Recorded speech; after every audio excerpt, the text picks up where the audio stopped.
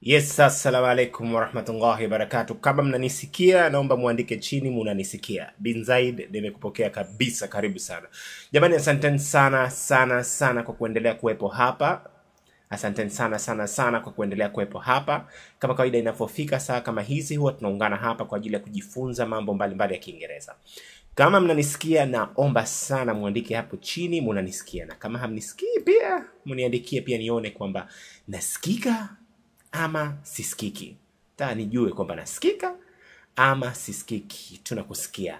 Thank you so much. Jamani, na kwanza kabla hatujaendelea na somo letu la leo, nataka niambiwe kwamba wiki iliyopita tulijifunza nini. Tuandikiane kwenye comment ili tujue tunakwenda sawa ama hatuendi sawa. Tunakwenda sawa ama hatuendi sawa. Nataka nijue wiki iliyopita, mniandikie hapo chini. Tulisoma nini? Sijui kama mimi napiga zangu kelele tu, kumbe watu nisikizi vyema. Nataka nikiwa hapo chini kwamba wiki iliyopita tulijifunza kitu gani. Labda hapo chini natakiwa niandikiwe hapo chini, niandikiwe hapo chini. Wengine hatukuwepo. Okay, hamna tatizo. Wacha tupige ile brush ya haraka. Naomba pia mniambie kuhusiana na text. Zinaonekana vizuri? Mnaona maandishi ya hichi kitabu hapa ninacho kisukuma vizuri?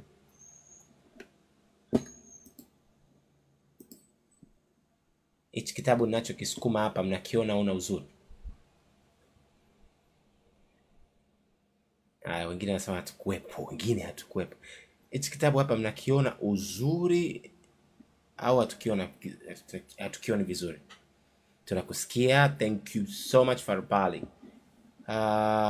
Jamani, tajiri yangu huyo ni tajiri yangu Farbali, na ndio aliyezamini darasa leo. Farbali ndiye aliyezamini darasa leo, na ameizamini katika njia za kuhakikisha kwamba tuna MB hizo.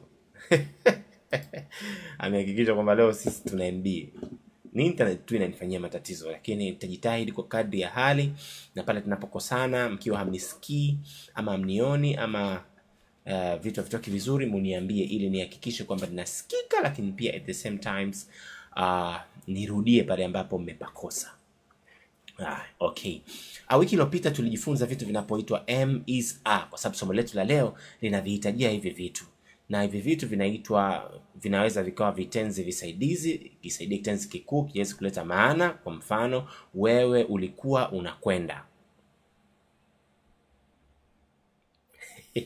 Okay sana. Okay, Abu Murshid. Thank you so much. Abu Murshid tayari ushakuwepo kwenye grupu. Acha malalamiko.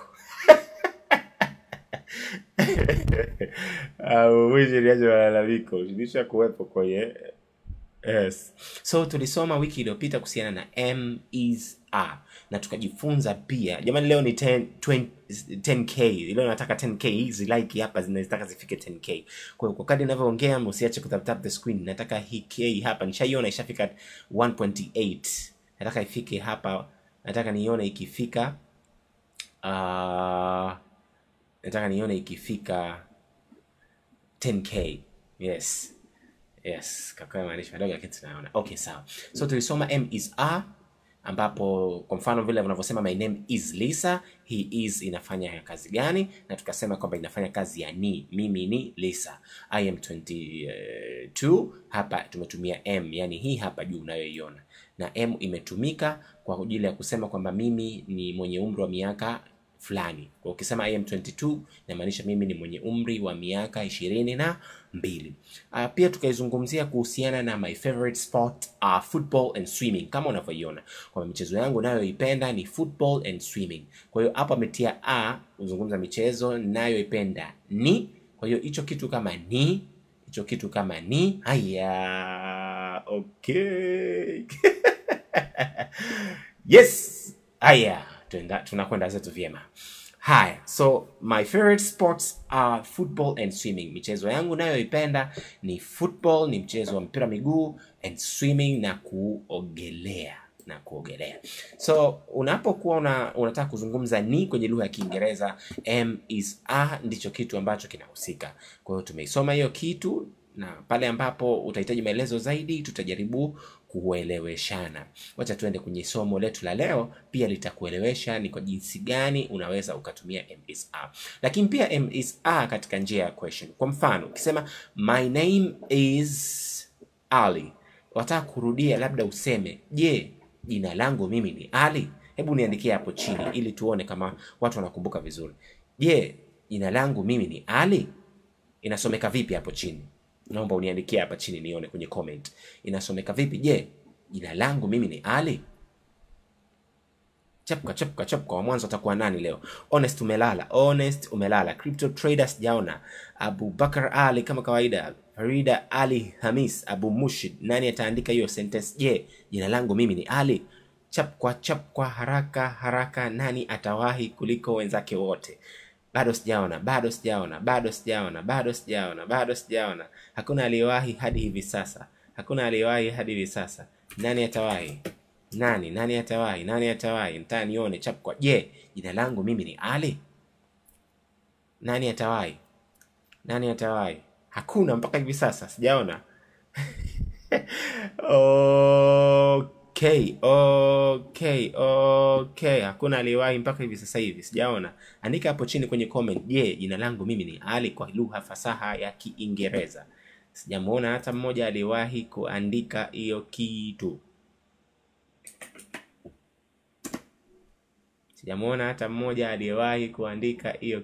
Hadi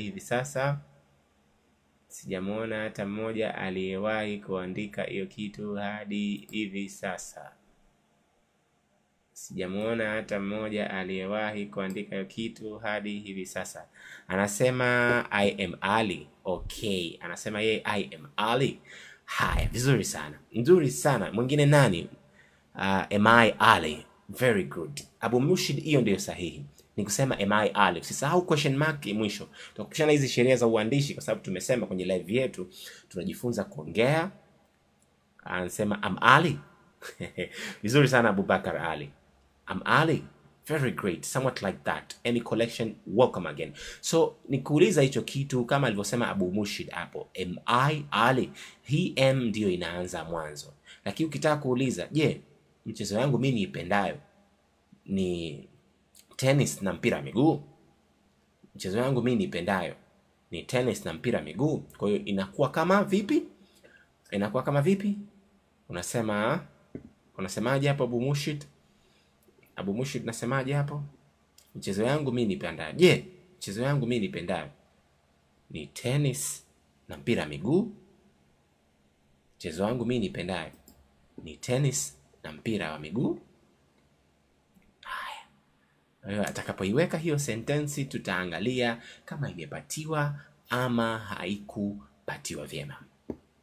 Am I Ali? Itiali unachelewa sana. Speed ya uandishi hapo chini inatakiwa iwe chap kwa haraka. Sasa hivi tuko kwenye mchezo yangu mimi niupendao ni tennis na mpira wa miguu. Haya. Tuandike hapo chini ili tuone kwamba somo letu linaeleweka vyema, ili leo tupate tuweke madini mengine mepya.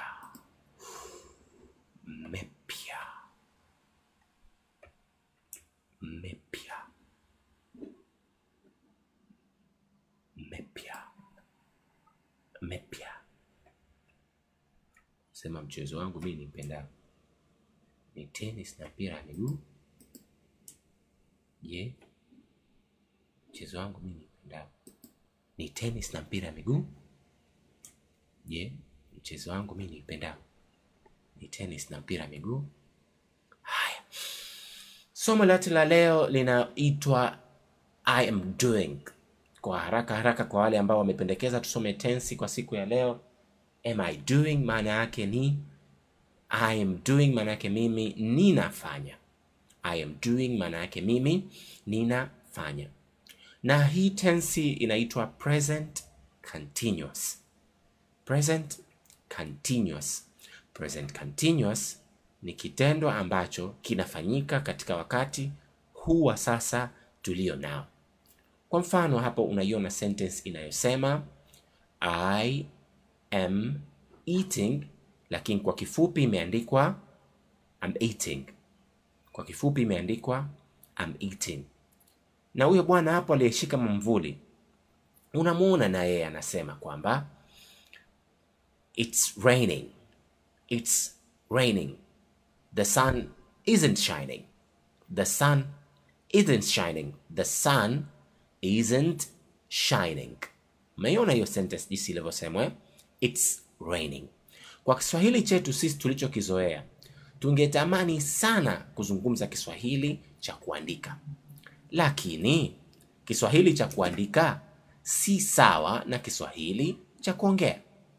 Narudia tena, Kiswahili cha kuandika si sawa na Kiswahili cha kuongea. Sijui nimeeleweka hapo? Mimi nataka tuwe pamoja. Na nikieleweka niambiwe tunakuelewa. Tunaelewana hapo sijui jamani nilichokizungumza? Kwamba sisi tungependelea tusikie it, tungependelea sana sisi tusikie mtu anasemaje, it is raining. Hichi ndicho tunachotaka sisi tukisikie. Lakini hichi ni Kiswahili cha kuandika ama Kiswahili cha msisitizo, si kile Kiswahili cha kuongea pale mtu anapoongea kama hivi tunavyoongea sisi. Kwa maana unamuona yeye na jamaa amezungumza it, hiyo is amefupisha imekuwa it's. Kwa hiyo aliyosema it's maana yake kaunganisha it na nini na is. Alafu baadaye akaika raining. Kwa hiyo amezungumza tu it's raining, kwa kuonesha kwamba maana yake nadhani wewe unaijua zaidi kuliko mimi. Hebu niomba niandikie hapo it's raining maana yake ni nini. Hasa katika kipindi hichi lazima maneno kama haya na sentensi kama hizi tuwe tunazielewa na tunazisema kwa kilugha ya Kiingereza. It's raining au it is raining maana yake ni nini hasa? I say you my people, I see you my people. Tayari nimeshafika 3K na iona hiyo hapo 2.9K. Na iona 3Ks. Naomba jamani mniambie it's raining kwa lugha fasaha ya Kiswahili maana yake ni nini? Kuna mvua au mvua inanyesha. Well done, mashallah. Crypto trader Mapesa, it's raining maana yake ni mvua. Mvua inanyesha. Kwa hiyo jamani, kama unavyoiona kwenye Kiswahili, kitu ambacho kinatuonesha sisi kwamba kitendo hichi ninachokuambia kinafanyika wakati huu hapa, kitendo ninachokuambia hichi kinafanyika katika wakati huu hapa, ni kuwemo ndani ya kitendo hii kitu inayoitwa na. Hiyo na inanyesha, inanyesha. Hiyo kitu na ndicho kitu pekee kinachotuonesha sisi Kiswahili kwamba hichi kitu kinafanyika katika wakati huu wa sasa tulionao. Kwa mfano, watu wanalia. Kwa hiyo kwenye kitendo cha wanalia kuna kitu na ndani yake ambacho kinatuelewesha sisi kwamba hichi kitendo kinafanyika katika wakati huu tulionao wa sasa. Tumeelewana vizuri nadhani. Au mfano mwingine wa kitendo ambacho kinafanyika sasa hivi cha Kiswahili ambacho kimemtumia wao. Nani atanimalizia? Ataniwekea kitendo cha Kiingereza cha Kiswahili hapo ili tuzungumze kwamba hichi kitendo kinafanyika sasa hivi. Wao wanafanya nini? Wao wanafanya nini? Wao wanafanya nini? Quickly. Abu Mushid umelala sana leo. Abu Mushid umelala sana leo. Abu Mushid umelala sana leo. Sioni zile yes. Wao wanasoma, wao wanakula. Very great Abu Bakar Ali, and very great crypto trader Mapesa. So tunaona sentence wao wanasoma ama wao wanakula. So hivyo vitu vyote vina vitu vinavyoitwa njeo. Yani kipengele kitu cha Kiswahili kinachoitwa njeo ni kijifungu kidogo hicho hapo cha maneno, yani kilichokuwa ndani ya kitendo ambacho kinaonesha kwamba hichi kitendo kinafanyika katika wakati huu wa sasa tulio nao. Nadhani sijui nimeeleka vizuri. Haya. Sasa tuende kwenye lugha ya Kiingereza. Kwenye lugha ya Kiingereza, kutaka kuzungumza hiyo na, kutaka kuzungumza hiyo na, ndio tunatumia vile vitu vyetu vitatu. Na ya Kiswahili hii moja tu ambayo inakuwa ndani ya kitendo kwa Kiswahili ima itakuwa am ama itakuwa is ama itakuwa a. Yani hivi vitu vitatu kwenye lugha ya Kiswahili, vitu vitatu hivi ndivyo vitatuambia kwamba kwenye kile kitendo tunasema wanasoma, ile na italetwa na am ama is ama are. Itategemea na subject gani unayemtumia kwenye kitendo chako. Naomba tukumbushiane, subject si somo tunapozungumzia sarufi au undaji wa sentensi, bali subject ni nini jamani? Subject kwa lugha fasaha ni nini? Ni nini subject maana yake kwa Kiswahili? Tumeizungumza sasa, tuliweka video zetu hapa tukazungumza kuhusiana na subject. Subject kwenye lugha ya vitendo au lugha ya kisarufi haisio maana ukisema subject kama English subject, math subject, kuunganishi. Asante Abu Bakar Ali kwa kutry. Kuna mtu mwingine anaweza kujaribu. Subject maana yake ni nini? Yes, Abu Bakar, uko quick, uko very great. Enjoy sana your company right here. Ni watu ambao mnaniwezesha, mnanifanya niwepo hapa, na hii speed ulio nayo inanipendeza kabisa. Anasema yeye ni kuunganishi. Yani subject maana yake ni kuunganishi. Kuna mtu mwingine labda anajua maana ya subject? Haya. Crypto trader Mapesa, vipi wewe unasema subject maana yake ni nini? Tuweka video hapo na imezungumzia kuhusiana na subject kwa lugha ya Kiingereza inamaanisha nini hasa katika utungaji wa sentensi. Haya. Subject maana yake ni mtenda. Yani yule mtenda wa kitendo. Thank you so much BT Ali, Farida Ali Hamis, tajiri uliobaki katika hii dunia katika masuala mazima ya kuniwezesha ili niendelee kuwepo hapa. So subject jamani ni mtenda. Na example of subject DJ Masudi, welcome DJ Masudi. Example of subject. Hai, nipewe example of subject. Mtenda, wale watenda wa lugha ya Kiingereza.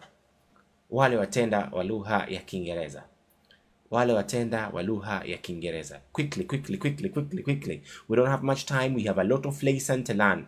Okay, for those ambao join our lesson here today, we are learning about present continuous, and we are learning how to make English sentence based on talking about something that is happening at the current time.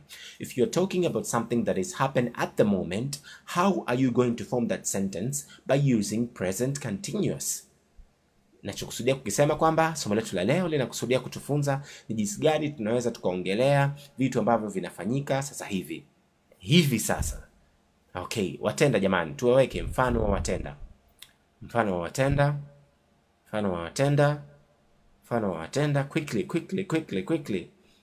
Quickly. Jamani tuandike chap kwa tuchangamke sana. Kwenye comment hapo tuandike mfano wa watenda ambao wanapatikana katika lugha ya Kiingereza.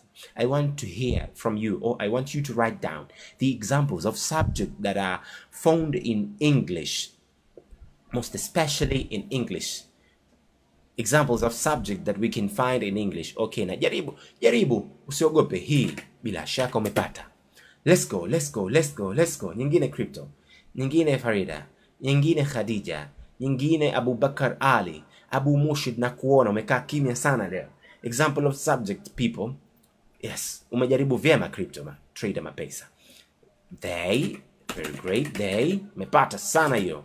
Let's go. Hi, anasema you, anasema she, anasema they. So he, they, I, you, she. Nyingine kama hivi. Speed kama hii ndo ninayoitaka. Sema he, they, I, you. Zipo bado zimebaki. Yes, very great Crypto. It.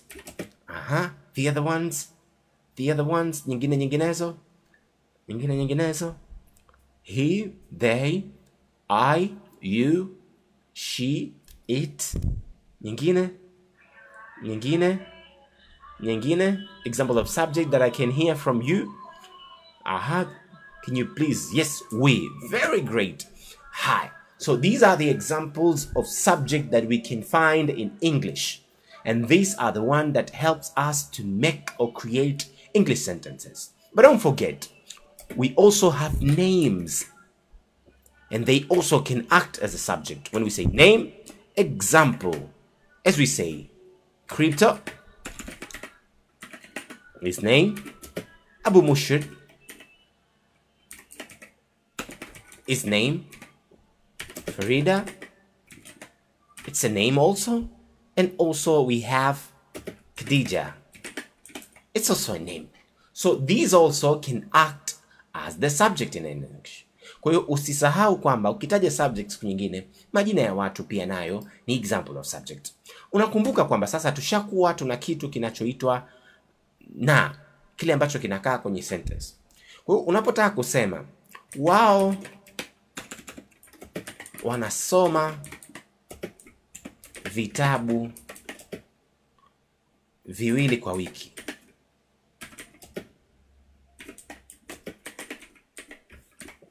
ama ndani ya wiki moja. Ndani ya wiki moja. Kwa hiyo ushakuwa tayari una wao, ambayo wao kwa Kiingereza tunasema wao ni vipi? Kwa Kiingereza wao tunasemaje? Kwa Kiingereza wao tunasemaje? Kwa Kiingereza wao tunasemaje sisi? Quickly jamani. Yes, they. Kwa hiyo ushakuwa na they. Sema they. Na tukasema wao tayari. Kwa hiyo wao wanasoma, ile wanasoma. Ile na tayari tushaijua kwamba na ya they ni are, na ya he ni is, na ya she ni is, na ya we ni, na ya we ni, na ya we ni are. Very great. Na ya she ni is. Tumesema tayari eh? Kwa hiyo tuna na ya wao are, na ya he is, na ya she is, na ya we ni are.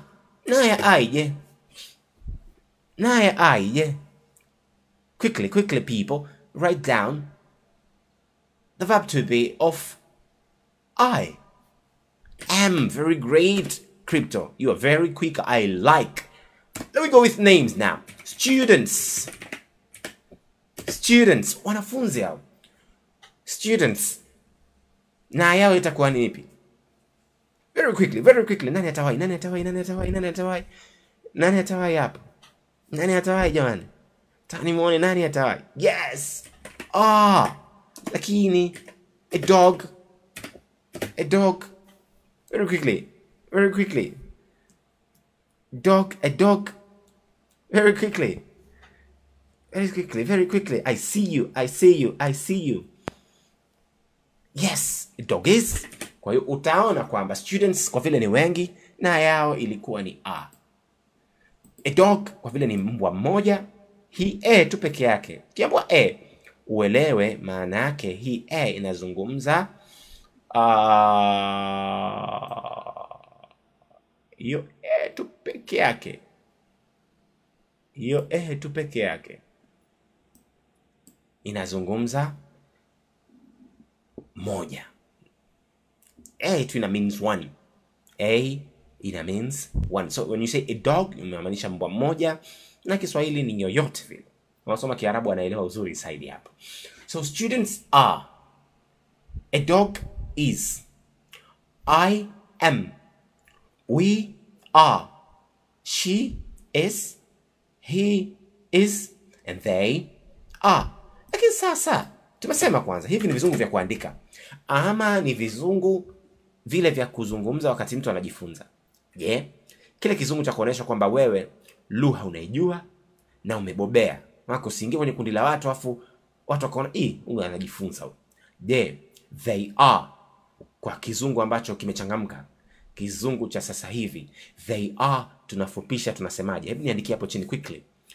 He is tunafupishaje? She is tunafupishaje? We are tunafupishaje? I am tunafupishaje wakati tunaongea kwa kuonesha kwamba sisi kizungu tunakijua. Very great, Bakar Ali. They are ni hivyo. They are. He He is nafupishaje? Haya, amewahi. Yeye anasema mimi naenda kwenye M kwanza. Am. Watu nakimbilia na kwao. He is very great. He is his. She is. Thank you Abu Mushid. Sasa Abu Mushid umeamka. He is his. She is.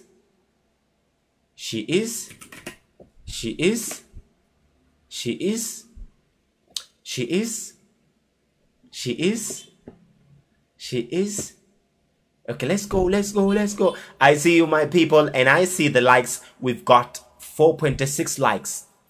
Okay, she is. Sisahau your apostrophe hapo, Farida Ali Products. We are. We are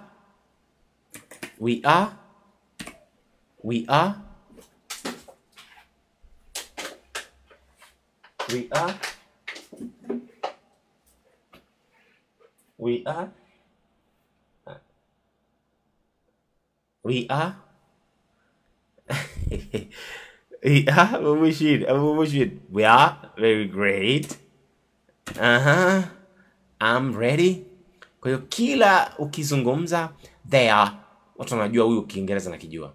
Kizungumza his, she's, where, watu kiongea vitu kama hivyo tu wanajua huyu Kiingereza anakijua. Kwa hiyo umeshapata vifupisho, umeshapata watenda.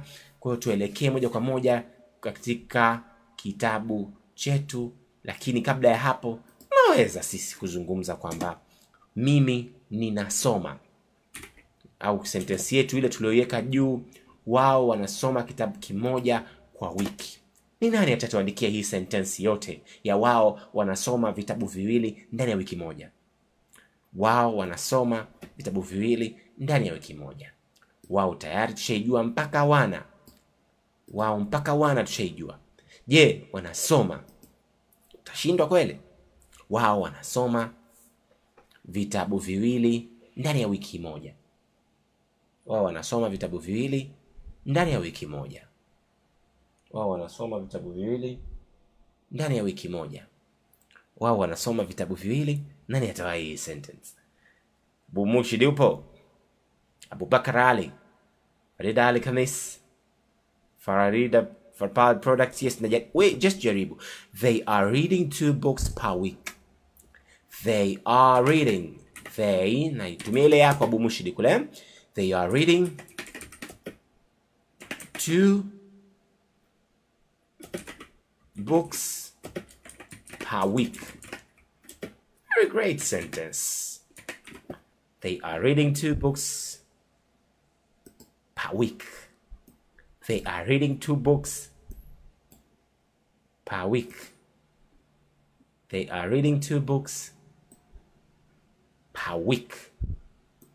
They are reading 2 books per week. Ali Kuches. Welcome again, Ali Kuches.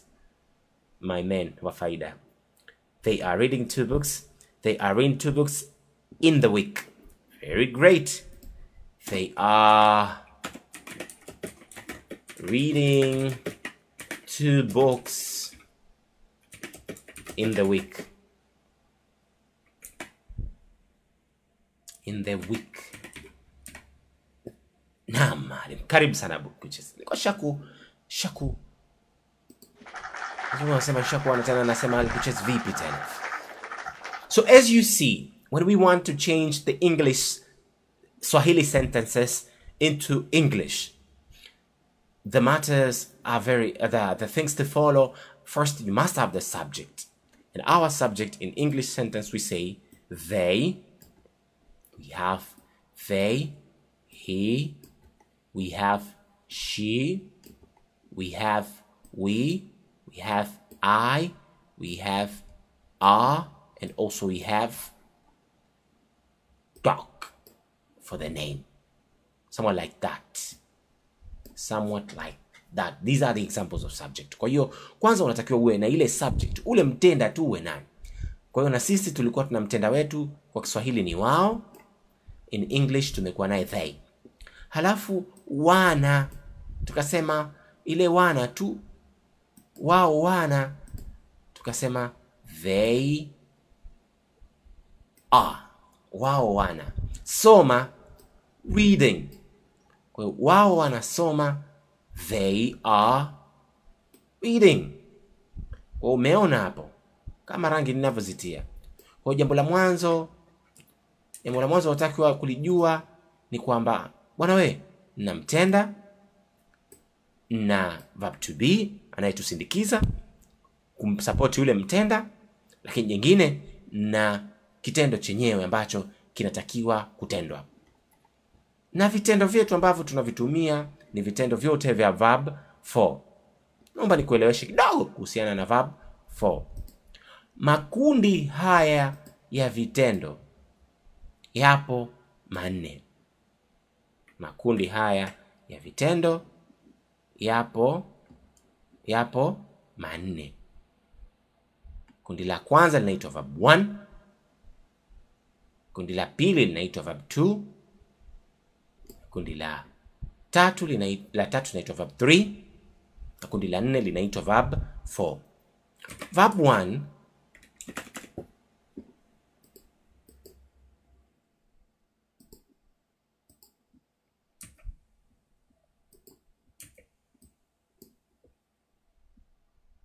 kundi la kwanza linaitwa verb 1. Verb 1. La pili linaitwa verb 2. La tatu linaitwa verb 3. La 4 linaitwa verb 4. 4. Hai. Sasa nani kati yetu ambaye ataweza kunipa mifano ya verb 1, verb 2, verb 3, verb 4? Yupo ambaye ataweza kutupa mfano? Let me say example, tutoe verb 1. Kila mmoja atoe na yake. Verb 1 ni vile vitendo ambavyo unavijua wewe toa tu. Kitoa mimi nitakuwekea sehemu. Verb 1 example, kila mtu atoe na yake very quickly. Tupo watu 8 hapa. Khadija, Bu Murshid, Bakar Ali, yes, Kasim Mod. Karibu bwana Kasim. Kwa hiyo tuko watu wengi hapa leo. Kwa kila mmoja I would love to see and provide his or her own example of verb. Tuko na verb 1. Tupo watu 8 na kila mmoja atoe ya kwake. Tuanze na verb 1. Ali coaches. Verb 1. Ali coaches. Verb 1.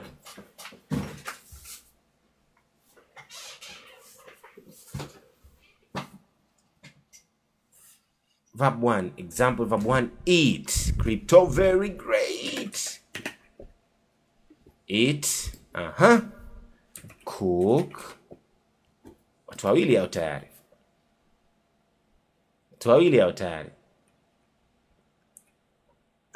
Eat. Run. Thank you. Very great, Abu Mushid. Very great of you. Run, Abu Mushid. Ali coaches. Onesule. Khadija.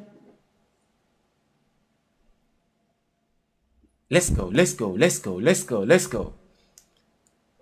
Very great of you. Very great of you. Ali coaches bwana. Nataka mifano ya verb tu mimi hapa. Sitaki kama umeelewa wala hujaelewa. Nataka mifano ya verb tu. Kitendo cha Kiingereza chochote unachokijua wewe, just nipe mimi nikuandikie hapa. Tafute mlango wa kutokea bwana. Let's go. Examples of verbs. English verbs. We have eat, we have cook, we have run, we have we have we have, very quickly, we have example of English verbs. Example of English verb. Onesule. I haven't seen you writing down here. Na washukuru sana jamani, naziona likes zenu hapa juu. Tumeshafika 2.6k na leo lengo letu tufike 10k. Kwa tusiache kutap the screen. Sleep. Very great, Khadija. Sleep. What else? What else? What else? What else? What else? Examples of verbs. Tuzimalizeni angalau tujaze haya maboksi yaliyobakia hapa. Onesule. Party products. Let's go. So we have eat, we have cook, we have run, and we have sleep. Huko tunasubiria wengine. Have. Very great. Very great. Have. Very great. Naona sasa alikucheza bwana. Unajifanya tu bwana, alikuja tu kwa sababu nimekuja hapa. Mambo si hayo bwana. Bakia mbili hizo. Pata mpatae. Kosa mjingae. Quickly. Nani anapata? Quickly jamani. Tusijazeni examples of verbs. Examples of verbs. Dance. Very great. Dance. Last one. Very great of you.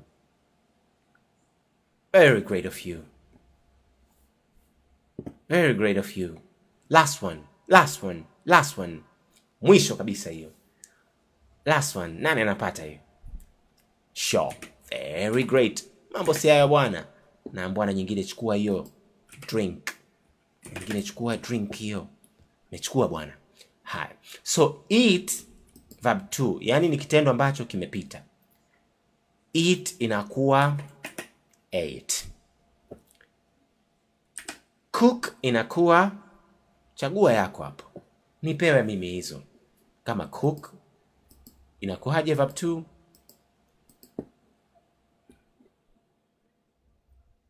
Cook inakuwaje verb 2? Crypto umepotea. Crypto trader mapesa. Yes. Cook. Crypto ananiambia hiyo inakuwa cooked. Na run inakuwa rhyme. Sleep inakuwa hii ingependa mniambie. Very great. Cook, cooked, Khadija. Sleep inakuwa sleepy. Nasema sleepy. Inakuwa slept bwana. Mwenyewe amejirekebisha. Have inakuwa I like the way mnavojangia. Darasa linakuwa liko hot. Everybody's doing great. Haves. Thank you. I got you, bro. It was typing error, I see. I know, crypto trader mapesa. You're very great in English, but you're only trying to fix some of your problems in English. And I promise you, if you are going to be together with us daily after daily in order to practice your English is going to skyrocketing and you are going to be better in speaking English. Hey there. Nasema hey there. Inakuwa hard. Very great. Dance. Dance. Dance. Inakuwaje? Dance inakuwaje? Verb 2. Ni kitendo kilichopita hicho. Tutakuja kukisoma hapa wiki ijayo tu tukianza kuingia vitendo vilivyopita. Danced. Show.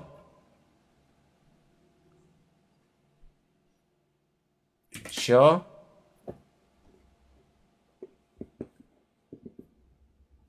Show.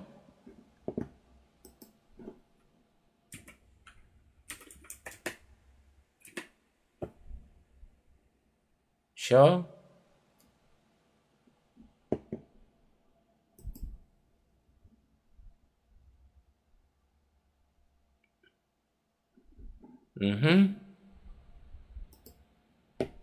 Yeah, we nasema show ni show. Haya, homework hiyo. Show. Anasema sure ni sure.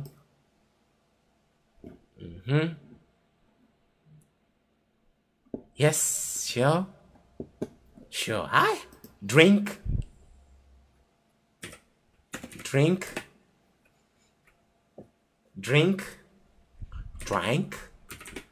Hi. Verb 3. It's my drinking. Honest. Sule. Hi. Eat. Eaten. Cook. Ni cooked. Run. Ni ran. Sleep. Verb 3. Ni slept. Hard. Verb 3. Ni hard. Dance. Ni danced. Show. Ima unakuwa na shown ama showed. Ambwa showed, Haya. Drunk. Ni drank. Very great. Haya. Verb 4 sasa. Hizi ni zile zinazoingia ing. Eat itakuwa ni eat plus ing. We got what? What do we get when we have eat adding ing? We have eating. Cook, we have cook, we have cook, it's become cooking. Run, we have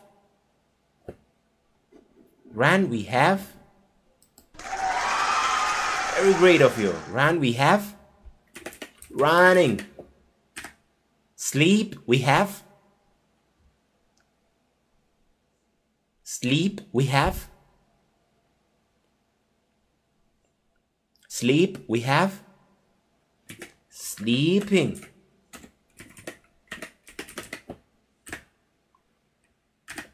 Have, we have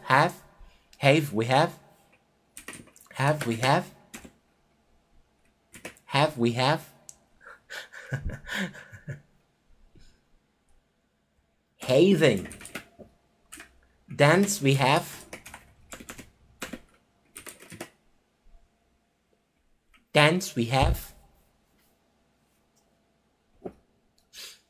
dancing. Show, we have very great Ali Kuches. Meamka Ali Kuches. Nakukubali. Showing. And last one, drink, we have drink, we have. Thank you. Very great of you, Khadija. Drink and Abu Moshe too. Drinking. Very great of you. Whee! And driving, and so forth on, and thus and thus and thus. Ikiwa unataka shiti la verbs, tuko nalo la shilingi 5,000 tu, ambalo lina verb takriban zote, na hapa tutakapokuwa tunasoma, ukiwa una shiti yako wewe mwenyewe, mambo yanakuwa smooth. Na kwa wale ambao wapo kwenye group, jamani, kule tumezituma zile sheet, ambaye hajapata anijiulishe ili nipate niwatumie hizo sheet, na wao ambao hawajabahatika kuzipata sheet the verbs, ili mambo yawe mepesi. Kuna kitu nilikuwa nataka kukwambia kidogo. Hii kama zawadi. Mwenyewe nasema kama zawadi. Nikupe kama zawadi. This is reading tip. Hii inaitwa reading tip ya kusoma. If you have A and T, somewhat like if you have kuna E alafu kuna A. Hivi vitu bwana we vinahesabika. Hivi vitu vile unavyoviona hapo vinahesabika sawa sawa na E, ile ndefu ya kusoma. E, for example,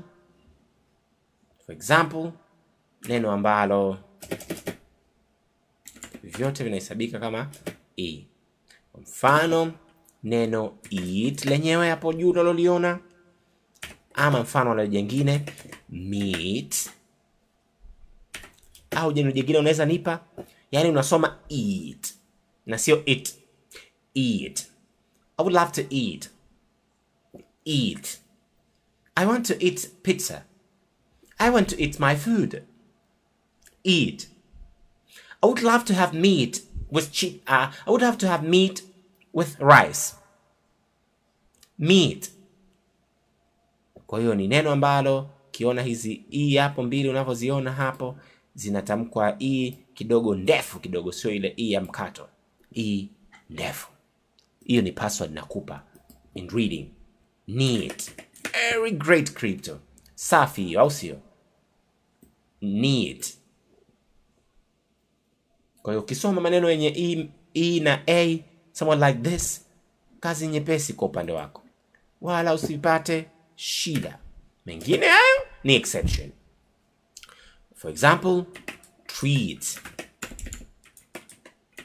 Umeona hizo vitu Hiyo ni password nakupa.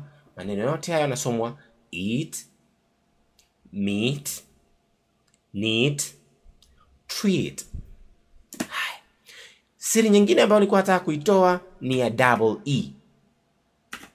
Siri ya double E.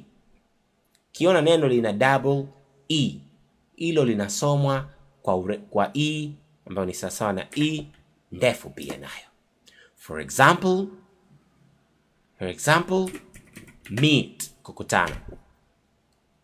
We'll meet later. Don't worry, we'll meet later. Kwa hiyo meet ni mfano wa neno ambalo linasomwa kwa kuvuta kidogo. Mfano mwingine wa neno, password hizo nakupa. Hizi ni password adhimu kabisa ambazo tunazipata hapa tu. Kwa ukisoma neno la Kiingereza ukilikuta lina mfano wa juu wa EAT, yani EA, nasoma E, for example, eat, meet, neat, treat, ama double E. Nayo pia inasomwa kwa urefu. Mfano tumetoa neno letu hapo meat. Neno jingine nalitaka kutoka kwako lipo juu hapo tulizungumza hivi sasa. Weeb. Very great crypto. Mapeso. Another one. We have meat. We have weeb. Another word. Tulitaja pale tulipokuwa tukitaja verbs. Start with S. Come up with L. Come up with L. Start with S. Come up with L. Which is which? Meet, weep, sleep. Very great crypto.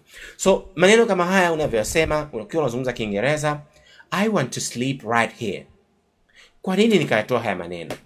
Ndiyo, kwa sababu kuna maneno ya Kiingereza mengine yanaandikwa kama hivi. Je, utashindwa wewe kutofautisha kati ya heat na hit, ama sleep and sleep? Kwa mfano naambwa sweet. Kwa hiyo hautashindwa. Hili linaitwa sleep, hili linaitwa sleep, hili linaitwa hit, piga, hii inaitwa heat, joto. So unaona tofauti yao. Sleep, teleza. Kwa hiyo baada ya kumwambia mtu lala, tutakuja kumwambia mtu teleza. Kwa ndio maana tunajaribu kupeana haya maneno ili when we speak we have to make sure that words are articulated perfectly, that people can hear and understand what you are talking about.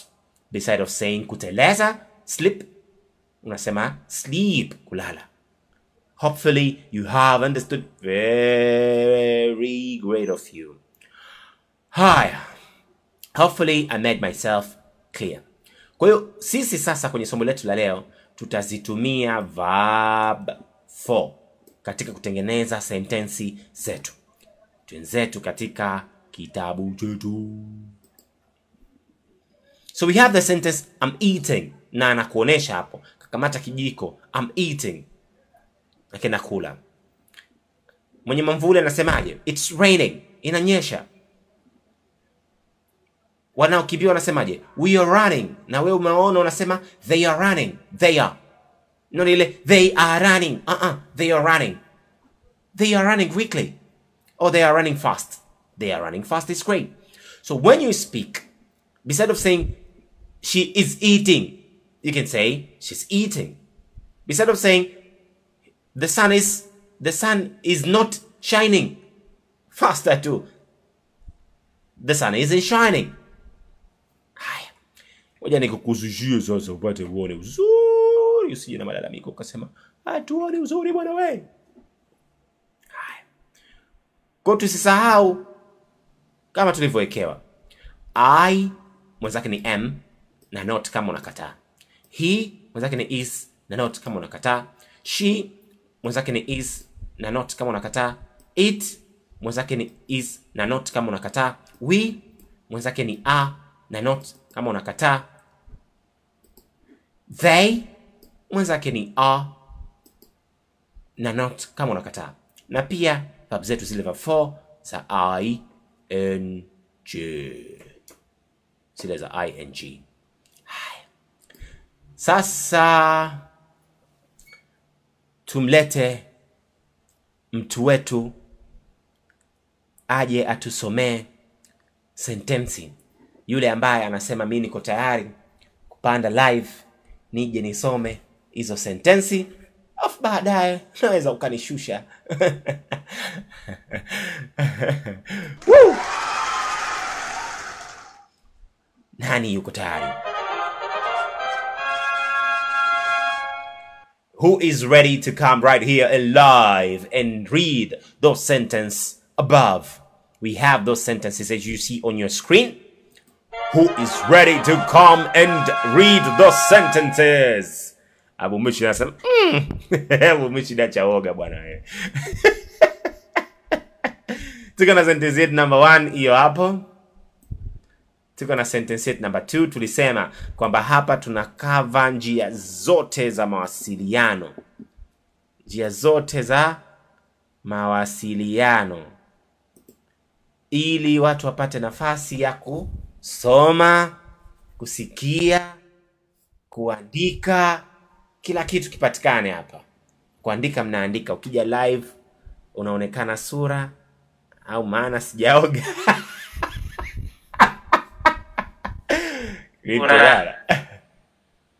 Hi Abu Mushid, how are you doing? I'm fine. I love to have you around today.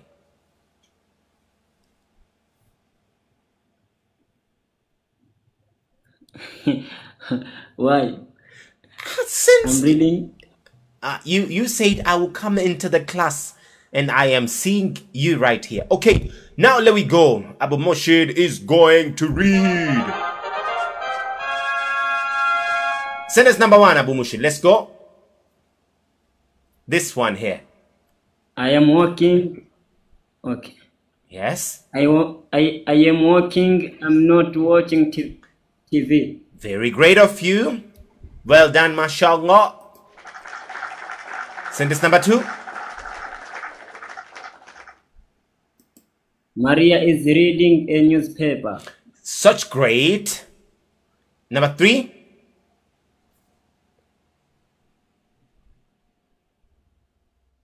She isn't eating.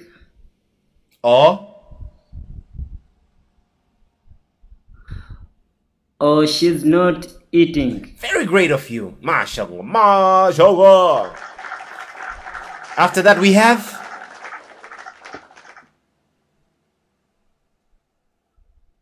the bus is coming. the bus is coming. Very great. After that we have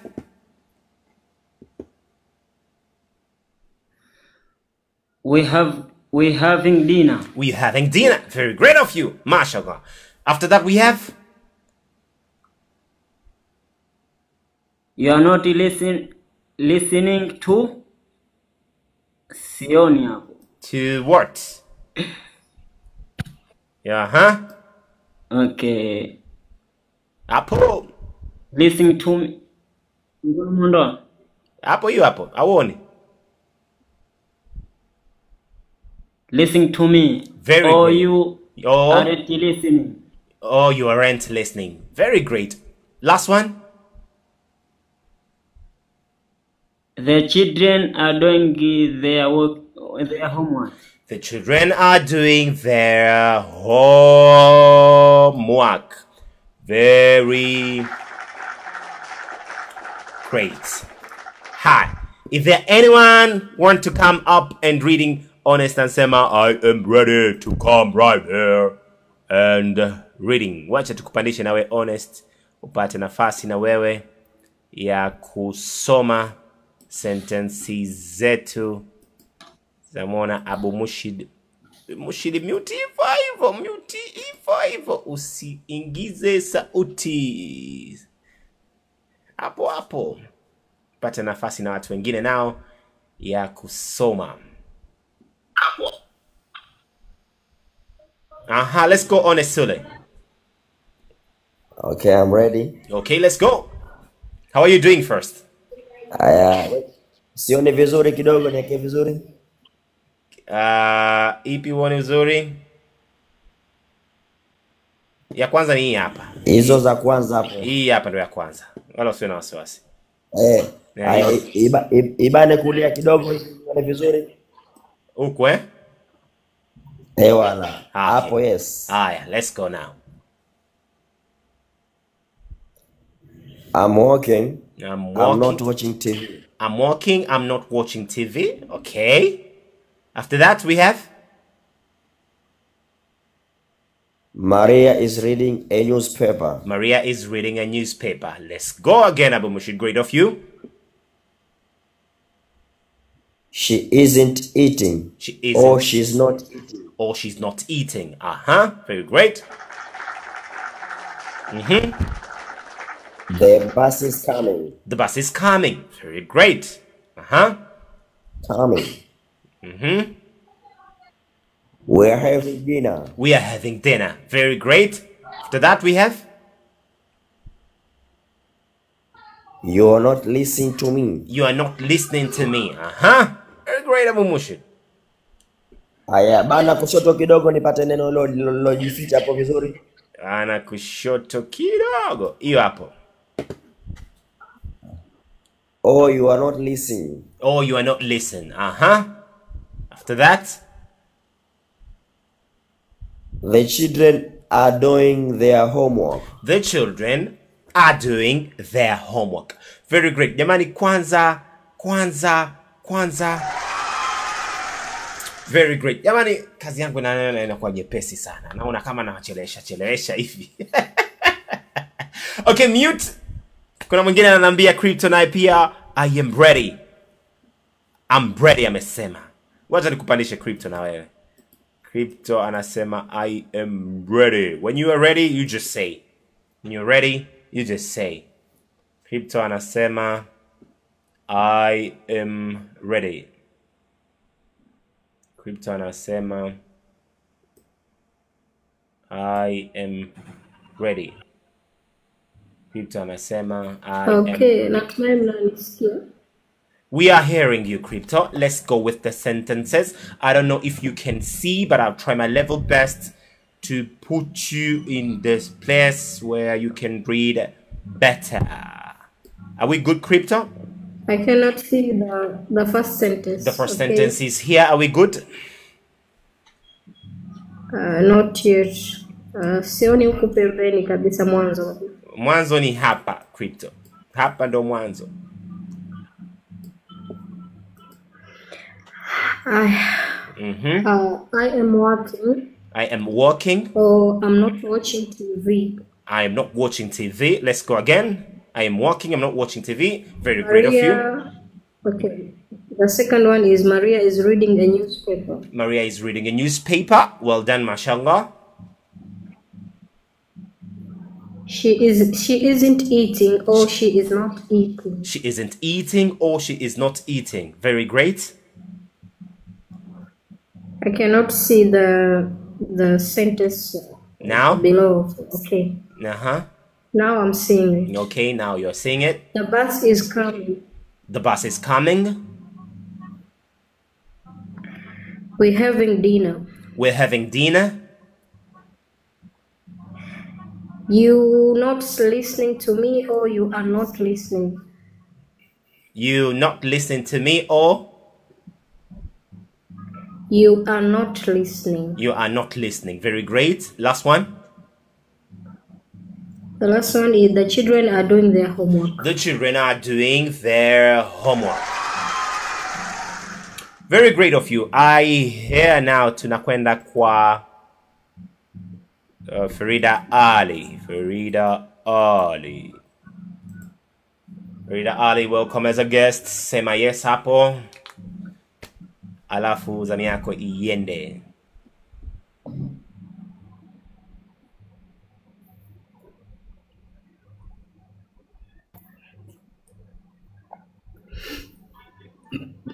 Can you see the sentence clearly? May I? Yes, you may start. No, yeah. May I? Hiyo moja unaweza ukaizima. Hiyo moja ama tafuta sehemu ambapo unaweza ukaona simu moja tu.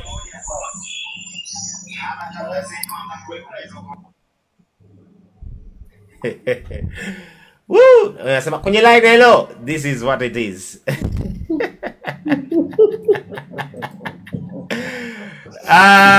Watu walikuwa wako hivi.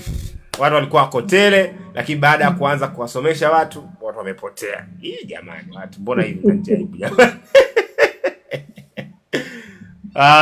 Very great, mashallah. So, let me read the sentences for kwenye line hello, watu wamekimbia yani.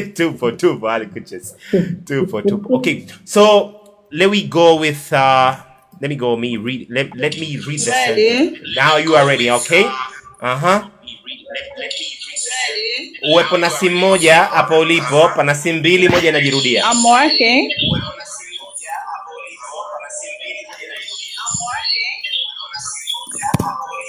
Hiyo moja punguza sauti.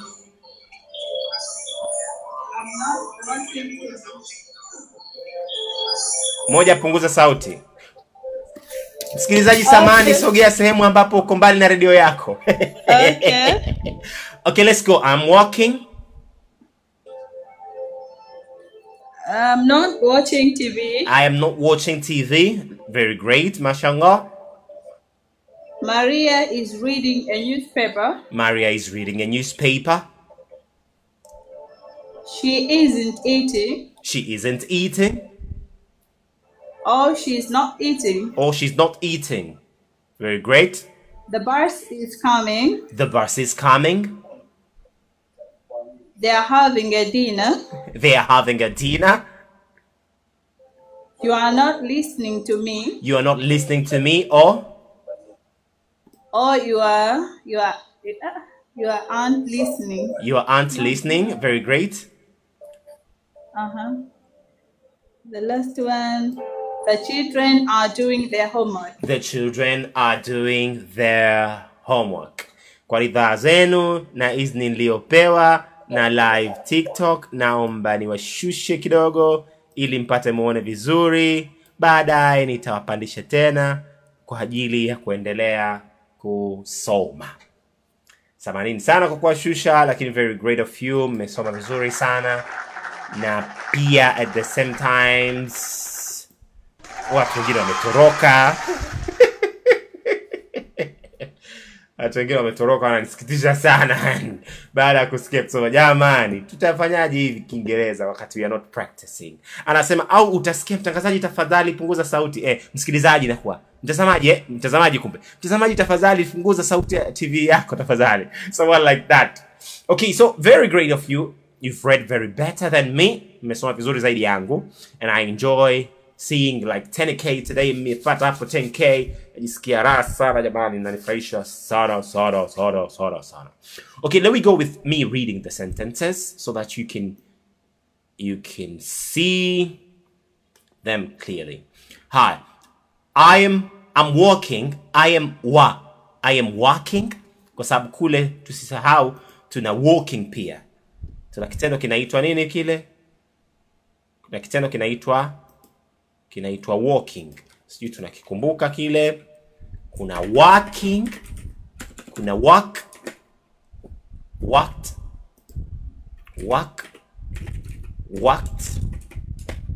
tuna walked, Tuna walk, walked.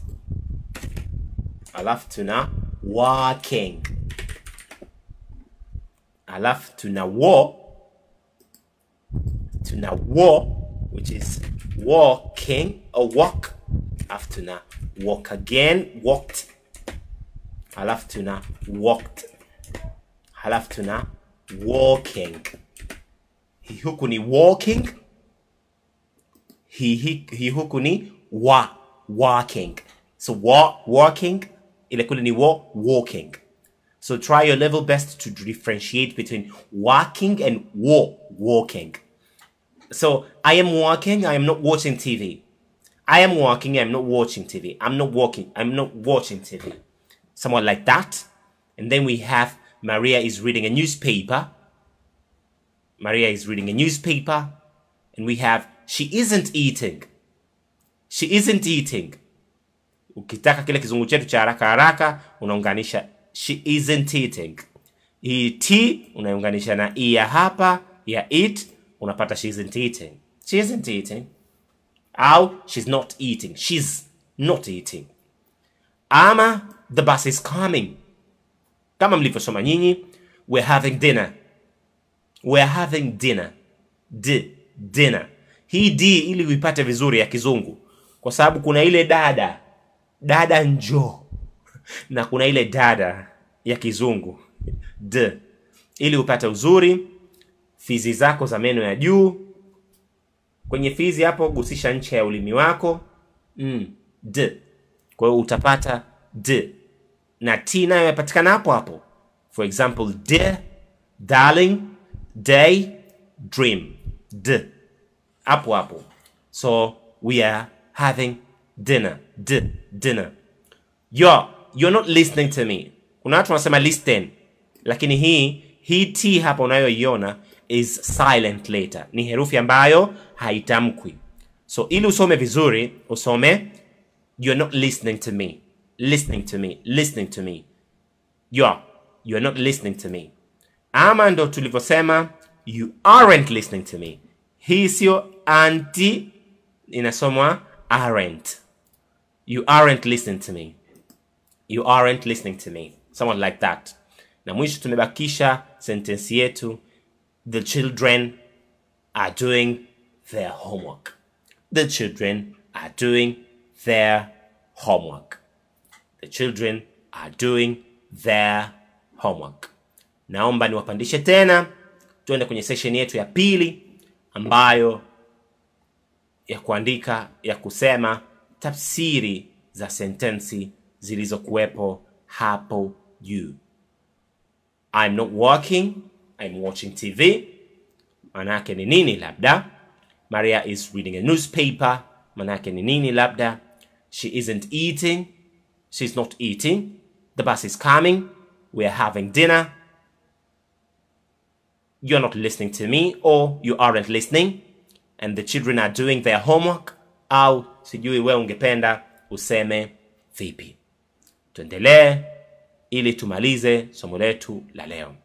Kwa hiyo kama unavyoona, when we say am, is, are plus ing, this means that something is happening now.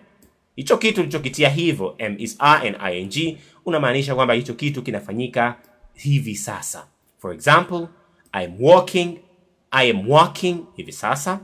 She's wearing hat ni hivi sasa. They are playing football ni hivi sasa. I am not watching TV ni hivi sasa. Tapandishana baadaye ili tuje tutoe maana kwa Kiswahili ya sentensi hizo hapo. So tunazo hapo sentensi zinazosema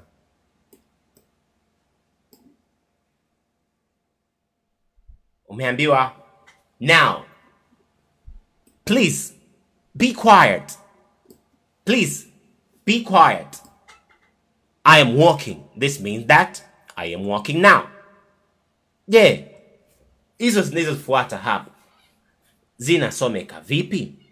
Kwa hiyo naomba niwapandishe sasa ili muje musome au muje munipe maana ya hizi sentensi ili tuone somo letu kwamba limeeleweka ama halikueleweka. ili tuone kwamba somo letu limeeleweka ama halikueleweka. So English sentence, please be quiet. I am walking. This is to mean that you are walking at this time.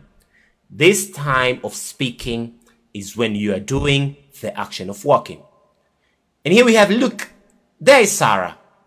Na tulisema wiki iliyopita, there is, hapa imeandikwa there is Sarah. There is, kwa kuonesha kwamba kifupisho cha there na is kinaitwa there is. Alikuche, unanielewa? Kama unielewe alikuche sema, ili turudie mambo vizuri. Look, there is Sarah. She's wearing a brown coat. She's wearing a brown coat. She's wearing a brown coat. She is wearing it now. Kuvaa jana wala juzi. The weather is nice. It's not raining. The weather is nice. It's not raining. Means now the weather is nice. We experience rain daily these days. But now it's not raining. The weather is nice. So you can go anywhere you like. If you have some place you want to go, you can go since the weather is nice and it is not raining. Where are the children? They are playing in the park. Someone asked, where are the children? And the answer came, they are playing in the park. On the phone, someone is talking on the phone. We are having dinner now. Can I call you later? We are having dinner now. Can I call you later? Someone like that. Or you can turn off the television. I am not watching it. You can turn on the television. I am not watching it. Or I'm not watching it. Nikupa siri nyingine ya hivi vizungu vyetu tunavyoviongea. Kwa nini wazungu wanavyoongea? Sometimes tunawasikiliza lakini tunatoka hola, hatuelewi kinachozungumzwa. Hasa kwenye vitendo kama hivi ambavyo sisi tunaijua. For example, they are playing. They are playing. Wow. Wanasema aje?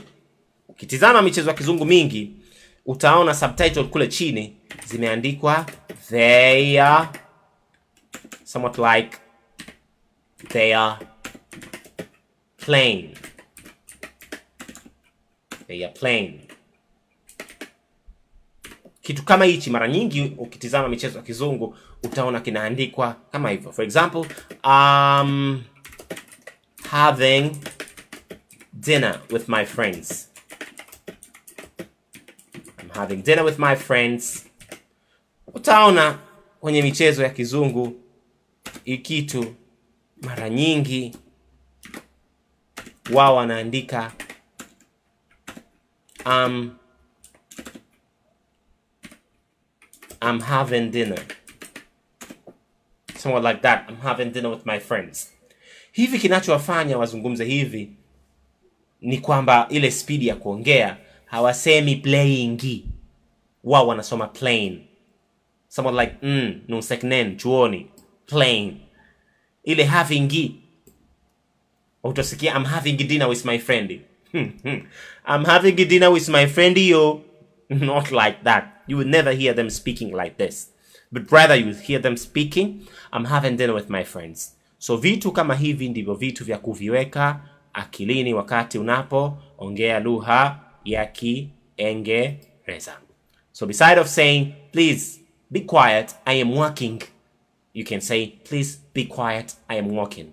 I am walking. Look there, look, there is Sarah. You can say she's wearing a brown coat. You can say, look there, look, there is Sarah. She's wearing a brown coat. She's wearing a brown coat. She's wearing a brown coat. Wearing, somewhat like nunseknen. Ukiongea kama hivyo wenyewe wanajua kwamba wewe kizungu unakijua vizuri. The weather is nice. It's not raining. So it is not raining. Somewhat like ngi. Ikasikilikana. Not like that. The weather is nice. It's not raining. Ama, where the children? They are playing in the park. They are playing in the park. Playing. Ni neni nunsekneni. Si lazima useme playing. They are playing in the park. Ukizungumza hivyo unajua hii. Huyu ndo ule ukimaliza unaambiwa you are speaking very good English. Ukiongewa hivyo tu you are speaking very good English, unajua unajikaza kuongea Kiingereza. Unamsikia mtu kama unaongea Kiswahili kizuri. Sijui hapo jua mawasiliano yako tofauti. On the phone, we are having dinner now. Can I call you later? we are having dinner. Na sio we are having dinner. Can I call you later? Somewhat like, you can turn off the television. I am not watching it. I am not watching it. Somewhat like watching it.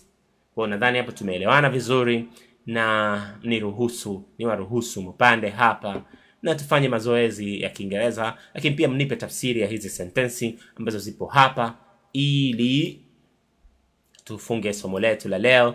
Tumebakisha dakika 7 tu za kupractice. At the same time tumebakisha dakika 7 za kuuliza kuhusiana na somo limeeleweka ama halikueleweka.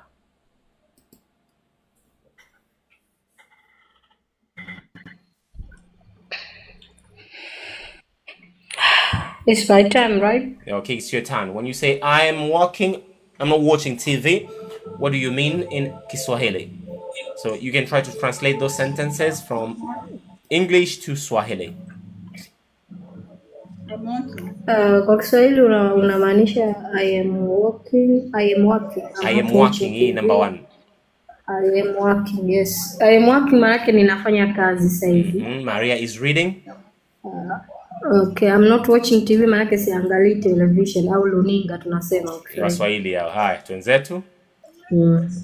Maria is reading a newspaper. Maria anasoma gazeti. Gazeti. She isn't eating or she is not eating. Yani kwa Kiswahili maana yake hali, yani hali chakula tuseme. Hali chakula wakati huo. Hivi sasa, yes. Hivi sasa. People are eating, but Okay. she's not eating. Or she isn't eating. Yes. The bus is coming, manake sema basi linakuja au tusitumie sio daladala inakuja. Whatever. We are having dinner. Manake tunakula chakula cha jioni sasa hivi. So something like that. You are not listening to me. Haunisikilizi. Yeah. Okay, the children are doing their homework. Watoto wanafanya kazi ya nyumbani. Yes. Waliopewa shuleni maana. Okay.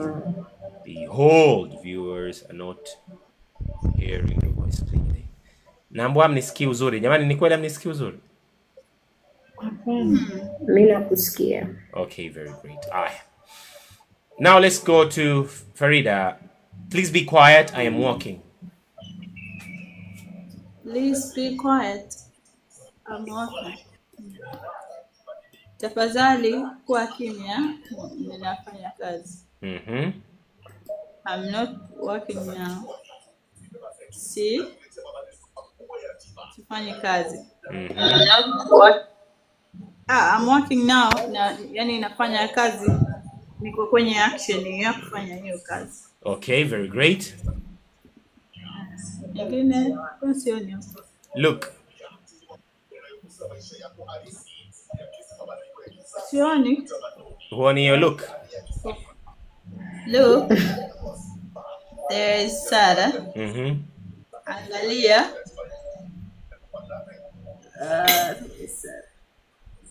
Angalia Sarah. Angalia Sarah. Yapo kidogo. She's wearing brown coat. Okay, hapo kidogo naelewa. Yani anamwambia mwenzake kwamba angalie, yani look Sarah, angalia Sarah. She's wearing a brown coat. Yani amevaa au anavaa, yupo kwenye kitendo cha kuvaa lile koti la rangi ya brown. Alafu kwa mbele sioni. Hamna tatizo, chana nako. The weather is nice. Yani hali ya hewa iko vizuri. It's not a raining. Yani hakuna mvua, yani hainyeshi sasa hivi mvua. Okay, thank you so much.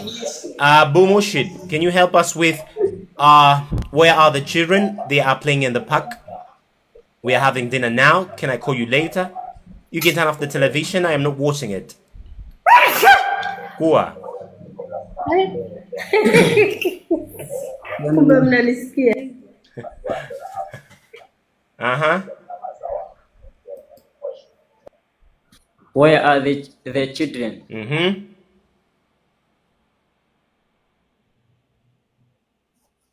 Wako wapi watoto au vipi? Yeah, very good. Wako wapi watoto? Sioni vizuri tatizo hapo. Okay. Wako wapi watoto? Hapo.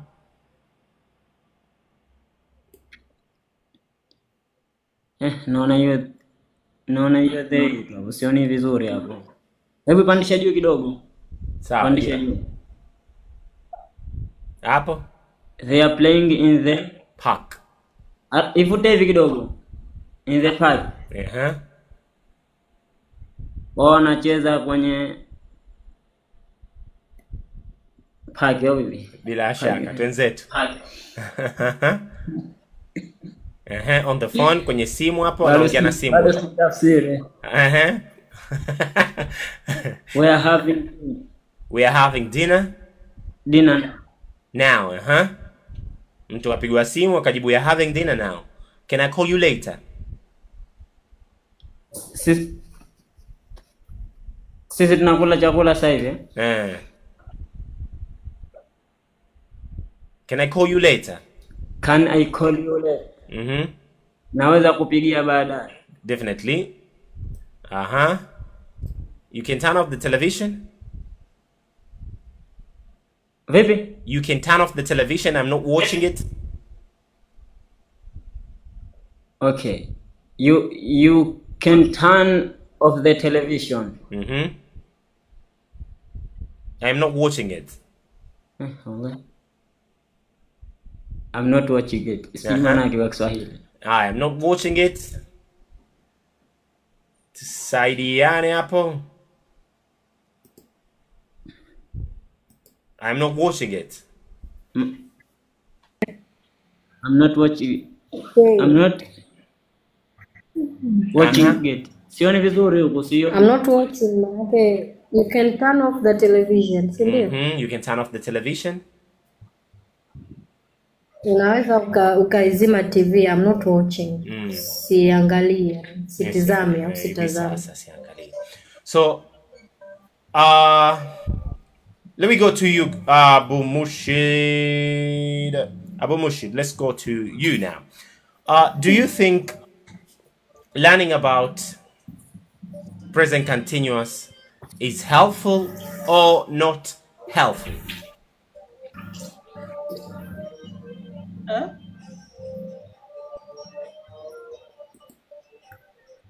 Abu Mushid, are you there? Naam. Do you think well, Mushid, now is the English practice time. You nipo ta kwa kizungu mimi. Okay.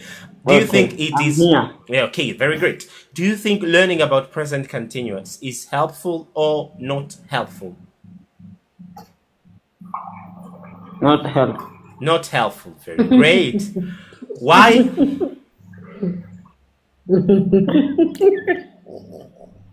I am beginning. Why?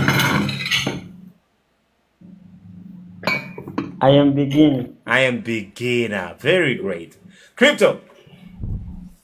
What do you think about it? Is it helpful to learn about present continuous or not helpful? Actually, it's helpful. Why it is helpful?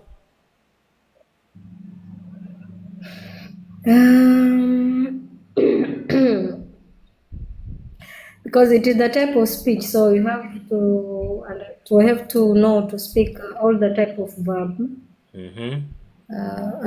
For today, I think we learn verb number 4, if I'm not mistaken. Yeah. That's why a lot of sentences were is verb or added ing, right? Right. So it's helpful. We need it to. We have to read it about present continuous. What if someone? That's What my if? opinion. What if someone? What if someone hasn't learned about it? Can he speak English Yes. fluently, or it will be much harder for him or her to speak English fluently? Oh, she will not. She will not. Why? It will be hard one. Why? Because all of the verbs are needed in a language. So you cannot just say you just want to read only maybe past tense or past continuous tense. Yes. So we need to understand all of them so as we can speak fluently. Very great of you. We are going to Farida now. We are ending our session with Farida. Farida, do you think it is important for you to understand how to use present continuous, most especially in speaking English? Yes. For me, it's yes, because it helped me to improve my English, and I feel like I am in class, really class, and practicing it helped me to help my tongue work as I want. Okay, do you think you can improve from now on after learning how to make the sentences with present continuous? Do you think you are going to have the perfect speech based on what we have learned in our lesson of today? Yeah. How are you going to get the improvement in your English speaking?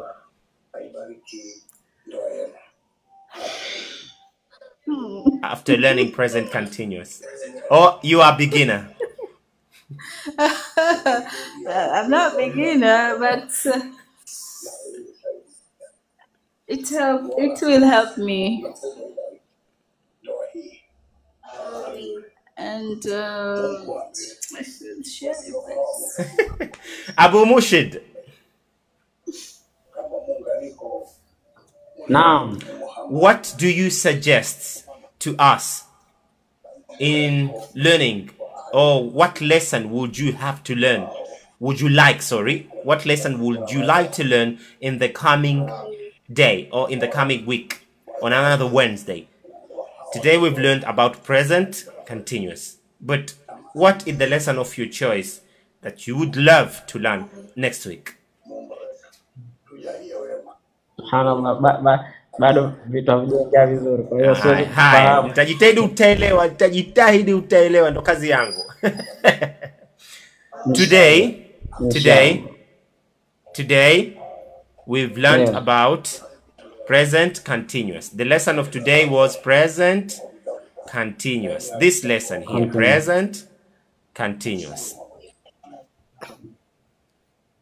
Next week, today present continuous. Next week, what do you want us to learn next week?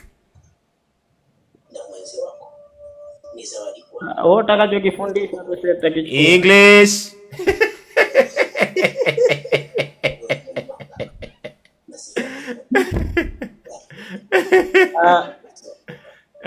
Kusema la kweli, teacher, bado sina kitu kiukweli. Mimi najua, lakini nataka ufanye nini? Na zoezi. Kitu uletwa na kitu. Shida ikikubana ndo vitu vitakuja hivyo. Lakini ukisema una kitu kila siku utakuwa una kile kitu kila siku. Haya, Abu Mushid. Tell me 5 sentences that you remember from today's lesson. 5 sentences. Number 1. I'm working. I'm walking. Very great of you. Number 2.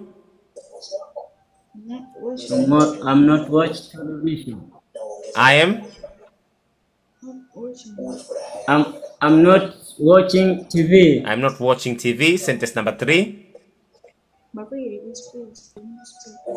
Yeah, Maria. Yes, that's it. Very great. Alhamdulillah. Okay, Imran. Assalamu alaikum. Wa alaikum salam. How are you doing, Imran? Alhamdulillah. Nice to have you around. Thank you. Is it your first day to be here, or you normally come here to learn English with us? First day. It's your first day. How did you find us? Did you find us through searching from the lives, or have you received the link from our lesson? Live. You're okay, perusing the lives only. Are you familiar with Yes. speaking English, or you would love to increase your ability in speaking, writing, reading, and listening? I love increase. You will love increasing. Okay. So today we had present continuous. What do you know about it?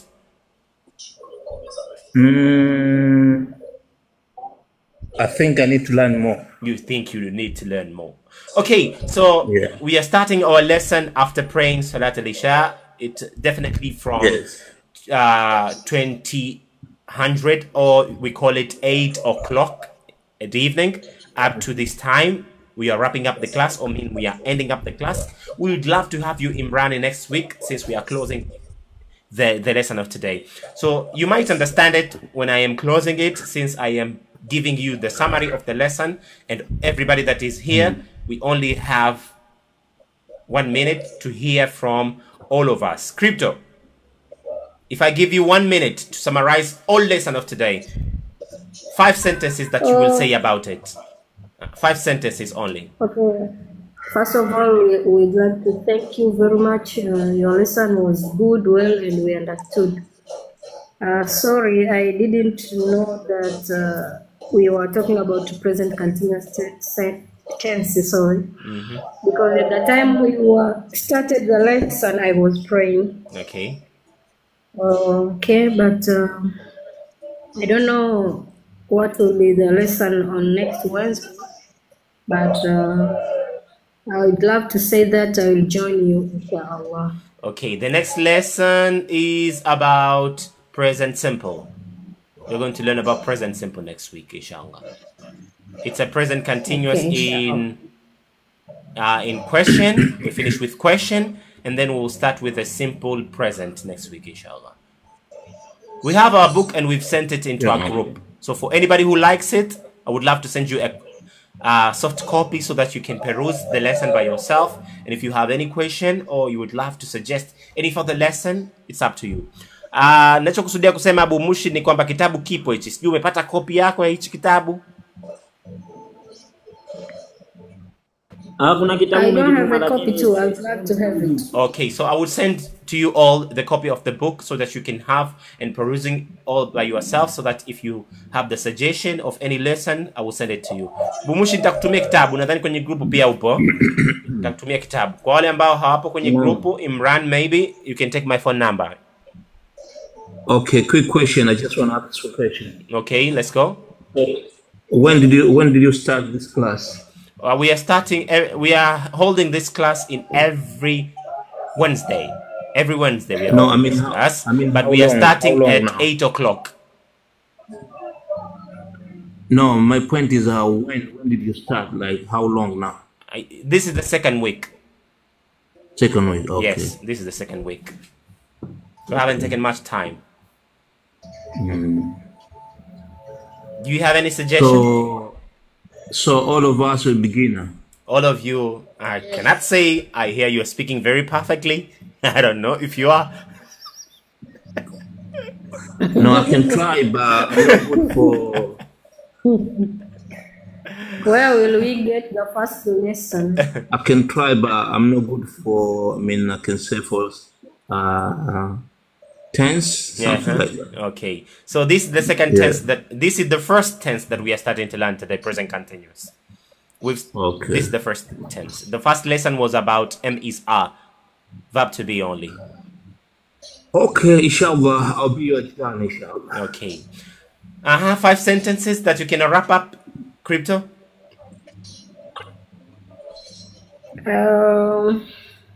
Where are the children? They are playing at the park, if I'm not mistaken. Where are the children? They are playing in the park. Yes, and another sentence, you are not listening to me. What I ask you is not to give me the example of sentences. What I asked you is to summarize the lesson of today, what you've got, by 5 sentences only. This is what I've asked. Okay. What I can say is the lesson was good, and actually we get to know how to use first. No. You taught us about types of verb. There's verb number 1, number 2, number 3, and number 4. Yes. Yes, and also we got to know how to use what was the name of this slide? Which one? Present participle, present continuous tense, right? Present continuous tense. Yes, present continuous tense. Yes. The lesson was good, and we understood. Okay. That's all I can say. Thank you so much. Farida, are you here? No. Can you summarize the lesson with 5 sentences only? Tell us what you've got. 5 sentences only. Very great of you, Crypto. I really like your summarization. So me, Mm-hmm. I can say the lesson was good. Mm-hmm. It helped me to help my children Mm-hmm. with their homework, Yes. and it's helped me to improve my English in case of speaking, Yes. reading, and writing. And writing. Very great of you. I would love to see that next week you are having the speed of typing in the comment side. Okay. Okay, so we are going to Abu Murshid. Abu Murshid, hebu niambie vitu vitano, mchanganyie Kizungu Kiswahili, Kiswahili mchanganyie.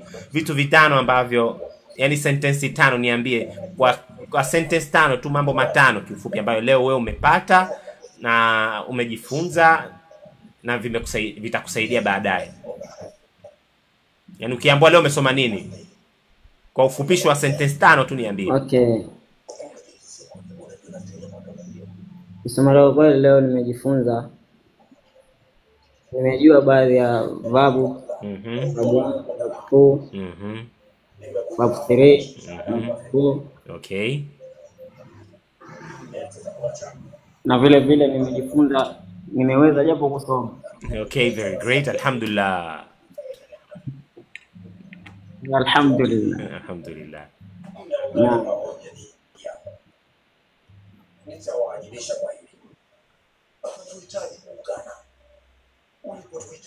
Maliza. nimemaliza. Okay, thank you. Imran. Yes. Our lesson today was present continuous. We've learned about how to form the English sentences based on what you are doing at the moment. For example, when you want to say it's raining, what is needed for you to have? Huwa inanyesha, hii inanyesha. Hii na ya Kiswahili iliyokuwa ndani ya kitendo ndio inayotuelewesha sisi kwamba hicho kitendo kinafanyika katika wakati huwa sasa hivi. Kwamba tuna inanyesha, ilinyesha, imenyesha, itanyesha. Sasa sisi tuko kwenye hii inanyesha. Ama ninalia, au wanalia, ama wanasoma. Vitu kama hivyo utaka kuvizungumza, utafanyaje? Kwa hiyo hii na tukajifunza kwamba iko am, iko is, iko are. Zote hizo ni na. Lakini pia tukajifunza kwamba kuna vitu vinaitwa subject. Hawa ni watenda, sio somo kwenye lugha ya kisarufi, lakini mpangilio wa vifungu vya maneno kuna mtenda. Pia tukajua kwamba kuna he, kuna they, kuna I, kuna you, kuna she, kuna it, kuna we. Hawa wote ni watenda. He unaijua, they unaijua, I unaijua, you unaijua, she unaijua, it unaijua, we unaijua. Beside ya watenda hao, tunawatenda for names. Majina ya watu tuliokuwa tunao. Crypto, Murshid, Farida, Khadija, and so forth on. hao wote ni watenda pia kwa mfumo wa majina. Kwa hiyo tukasema tuna wao wana soma vitabu viwili ndani ya siku moja. Tukataka tuiseme hii sentensi kwa Kizungu. Ndipo tuliposema watu mfano watu walikopo hapa kwamba they are reading 2 books in the week, au wakasema they are reading 2 books per week, na mifano mengine ambayo wao wameitoa. Tutizame sana usahihi wa sentence. Tunatizama sana kwamba watu wametoa sentensi au hawajatoa sentensi. Usahihi tutapata baadaye ili watu wasiogope. They are kwa kifupisho, ama ukiwa unaongea beside ya kusema they are ikasikika ile a kama ya mtu ndo anayesoma, mtoto mdogo, basi unaweza ukasema they are kwa kifupi kabisa. He is his, ama she is she's, ama we are we are, au I am. Lakini pia tukasema watenda wengine kama students ama students are, a dog is. Hapa tumesema students ama students are kwa sababu ni wengi, unatia a. Akiwa mmoja student, mmoja unasema student. Nasemaje Irfan? Yes. Student is. Kwa hiyo tukazungumzia pia aina za verb. Tukasema tuna list ya verb 1, lakini pia tuna list ya verb 2, tuna list ya verb 3, tuna list ya verb 4. Verb 1 eat, verb 2 ate, verb 3 eaten, verb 4 eating. Cook, cooked, cooked, cooking. Run, run, run, running. Sleep, sleep, slept, slept, sleeping. Have, had, had, having. Dance, danced, danced, dancing. Walk, walked, walked, walking. Walk, walked, walked, walking. Show, showed, shown, showing. Drink, drank, drank, drinking. Well, hizo ndo zilikuwa listi za verbs ambazo tumezitoa sisi wenyewe hapa ambao tulikuwa kwenye somo letu la leo. Well, wakatoa watu na mifano, they are playing. Kwa kifupi wakasema they are playing. Kwa vile tuna Kizungu kile they are playing. Ukizukia wenyewe mara nyingi uwasikio they are playing. Utasikia wanazungumza they are playing outside. Playing, somewhat like nunsekneni ile ya chuoni. Playing. Somewhat like that. Kuliko kusema they are playing. Ama I am having dinner with my friends. Unaweza ukasema I am having dinner with my friends. Having, watu wanaelewa kama hiyo ni having. So somewhat like that is how we are speaking. Na tukaeleweshana kwamba kuna kitu kinaitwa long e. Unapozungumza ile e ndefu. Example, eat. Eat, meet, need, treat, heat. Ambapo inatofautiana heat ya joto, lakini heat ya kupiga, sleep ya kuteleza, na sleep ya kulala. Kwa beside usije ukasema unateleza kumbe umesema umelala, ama ukasema unalala wakati kumbe ulisema unateleza. Lazima tuwe makini. Lazima tuwe makini. Kwa hiyo hilo ndio somo letu la leo. Na namba yangu ni 0777 83 97 35. Nitumie message kwenye WhatsApp. Ni kuadi kwenye group ambapo tunatumiana ratiba, tunapendekeza nini tusome, lakini pia tunatumiana na material mbalimbali kama video pamoja na vitabu. Sawa. Kwa naomba tufikie hapa kwa siku ya leo. Tunaanza saa 2 kamili. Tutakuwepo hapa kila Jumatano. Nafanya hivi ili kwamba wale ambao hana MB wanataka kujichanga wajichange. Well done all of you. You did the very great work today. You presented what you've learned very great. And I would love to congratulate you for being here from the starting of the lesson till the end. We were a lot of people, but when we started to speaking, practicing our language, many of us get lost. Run away. Ran away. I don't know why, but this is what happened. So we will try to make sure. Unajua vipi ujue? Yeah. Unajua mimi kwanza nikupongeze kitu tunachokifanya. Very great. Ni kitu ambacho kwamba kina faida ndani yake. Very good. yani kitu kikubwa sana tunachokifanya ni tofauti na kwamba kukaa katika live ambazo kwamba Hatuna faida. hazielimishi yani. Hatuna faida. Ni unaweza ukahisi labda ni kitu kidogo, lakini hichi mtu baadaye anaweza kukumbuka pale alipoanzia yani, sio? Sawa sawa. Yani kwa mfano mtu unaweza ukasafiri ukaenda katika nchi nyingine kwa jikuta wewe unaweza kuwasiliana na mtu mwingine. Okay. Let's say kwa mfano labda umeenda China, umepata kazi sehemu tofauti, ama umekutana na ugeni. Unaweza kuwasiliana na mtu na lugha nyingine utakuwa umepata kidogo tofauti na kuto kwenda kwenye live mengine ukasikia watu wanapiga story hazina msingi, hazina nini. Plus matusi. Kwa hiyo kwa hiyo alafu na kwa wale mtu usikivu hapo, usione aibu kuzungumza. Sawa sawa.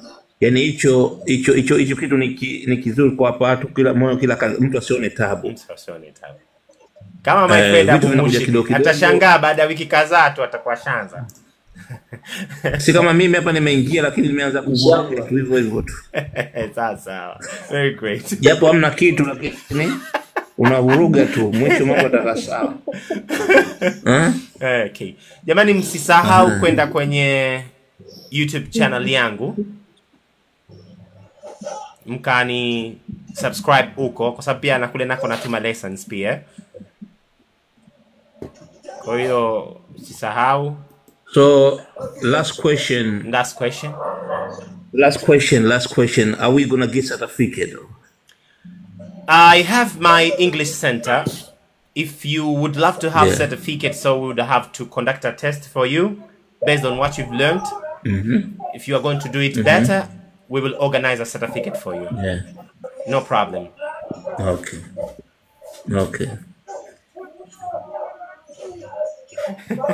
Imran, unasikia comment yako chini hapa? Nani? Unaambia vuruga vizuri.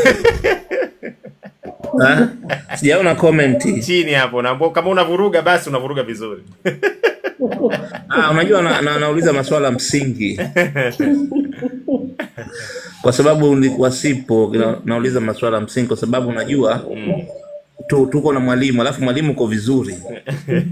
Kwa hiyo tunakwenda kwenye lesson, yani tukahatua baada ya hatua, sio hivi?